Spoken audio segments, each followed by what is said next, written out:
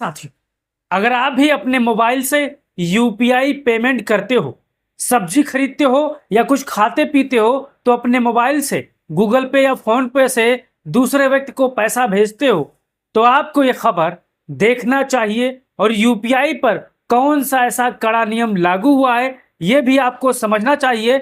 नहीं तो आपको भविष्य में चार्ज अतिरिक्त देने पड़ सकते हैं। हमारे पीछे आप तस्वीर देख सकते हो और पढ़ सकते हो, यूपीआई पेमेंट करने वालों के लिए नया नियम लागू। 2000 से ज्यादा की यूपीआई पेमेंट पर क्या लगेगा चार्ज? एक बड़ा सवाल है।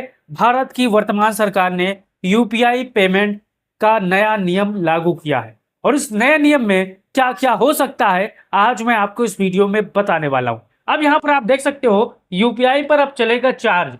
जानिए नया नियम 2026, किसे देना होगा चार्ज, किसका रहेगा फ्री, कहां कहां लगेगा चार्ज, पूरी सच्चाई मैं आपको आज इस वीडियो में बताने वाला हूं, बिल्कुल आसान भाषा में। अगर आप 5 साल का बच्चा ये वीडियो देख रहा है तो भी वो समझ जाएगा कि कहां कहां क्या क्या होने वाला है। अब यहां पर शुरुआत करते हैं। यहां पर आप पढ़ लीजिए, यूपीआई पर अब लगेगा चार्ज। जान लीजिए नया नियम, वरना बाद में आपको पछताना पड़ सकता है। देखिए, सबसे पहले एक बात आपको गांठ बांध लेनी है, और बात क्या है यहां पर आप समझना है। जो लोग ये सोच रहे हैं कि अब गूगल पे, फोन पे और पेटीएम से हर पेमेंट पर पैसा कटने लगेगा, वो पूरी तरह गलत फहमी में है, यानी वो आधा अधूरा सच स्वीकार कर रहे हैं। अब बात यहां पर आगे बढ़ते हैं। सरकार और भुगतान उद्योग के बीच यूपीआई के नए मॉडल को लेकर चर्चा जरूर चल रही है, लेकिन आम लोगों के लिए अभी यूपीआई का पेमेंट मुफ्त है। अब यहां पर आगे बढ़िए। अब पूरा मामला मैं आपको विस्तार से सरल भाषा में समझाने वाला हूं। अब यहां पर देखिए, सबसे बड़ा सवाल है, क्या अब हर यूपीआई पेमेंट पर चार्ज लगेगा?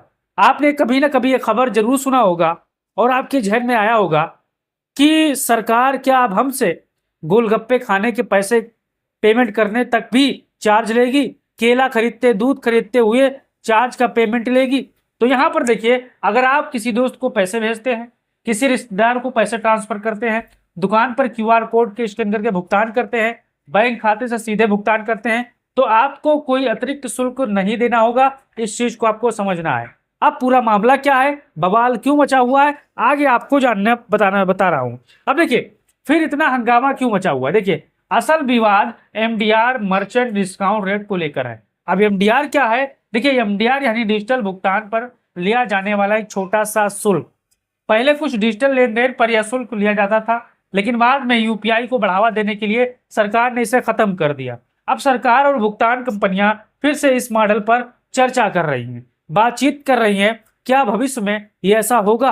अब यहां पर आगे देखिए, सबसे ज्यादा डर किन लोगों को है। देखिए, बात आप पूरी समझिए, फिर आपको अच्छी जानकारी मिलेगी। देखिए, जिन कंपनियों को चिंता है, देखिए गूगल पे, फोन पे और पेटीएम को चिंता है, जैसे प्लेटफॉर्म करोड़ों रुपए खर्च करके यूपीआई सेवाएं चला रहे हैं। भारत में हर महीने अरबों यूपीआई लेन देन हो रहे हैं। ऐसे में कंपनियां लंबे समय से राजस्व का नया मॉडल मांग रही है।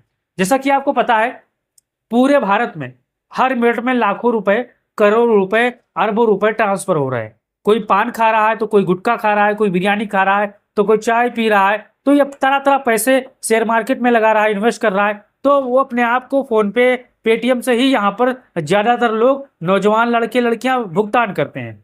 लेकिन यहाँ पर सरकार की नजर अब इस पर क्यों है, यहाँ पर आगे समझिए। देखिए, एक बात ये देखिए, 2000 का नियम क्या है। देखिए, सबसे बड़ा ये भ्रम फैला रहा है यही 2000 वाला। अब ये है क्या, इसे आपको समझना है। सोशल मीडिया और कई वीडियो में दावा किया जा रहा है कि 2000 से ज्यादा की हर यूपीआई पेमेंट पर पैसा कटेगा, लेकिन यह दावा पूरी तरह सही नहीं है। अब यहाँ पर देखिए, चर्चा मुख्य रूप से कुछ व्यापारी लेन देन को लेकर है। यानी अगर कोई बड़ा व्यापारी यूपीआई के जरिए भुगतान स्वीकार करता है तो उस पर शुल्क लगाने का मॉडल तैयार किया जा रहा है। यानी कोई अगर व्यापारी है, अगर कहीं पेमेंट करता है तो उस पर यहाँ पर नियम लागू होने जा रहा है। अब यहाँ पर आगे देखिए, वॉलेट और बैंक खाते में अंतर आप समझ लीजिए।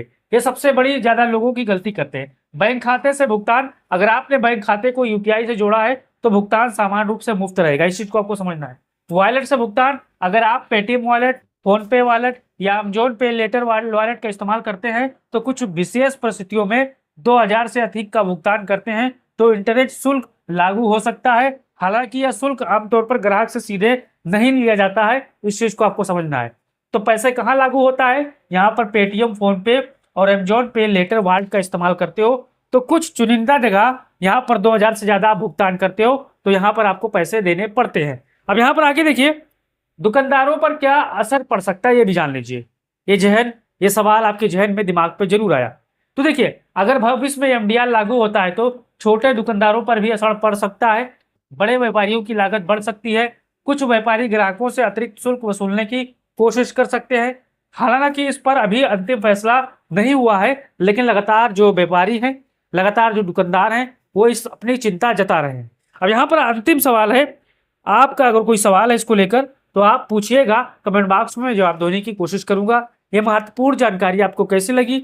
आपको अच्छा लगा तो राय दीजिए, अगर खराब लगा तो भी आप बताइएगा और वीडियो को शेयर करिएगा। जय हिंद।